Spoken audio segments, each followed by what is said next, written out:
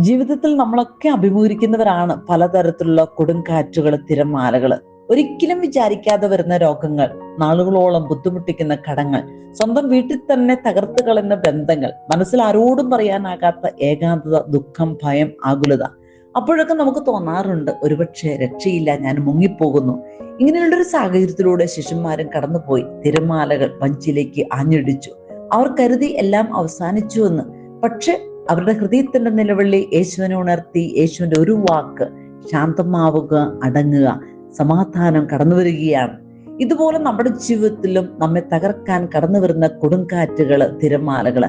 പക്ഷെ യേശുവിന്റെ ഒരു വാക്ക്, യേശുവിന്റെ സാന്നിധ്യം നമ്മുടെ കൂടെയുണ്ടെങ്കിൽ ഒന്നിനെയും നമ്മെ മുക്കിക്കളയുവാൻ, തകർക്കുവാൻ അനുവദിക്കില്ല.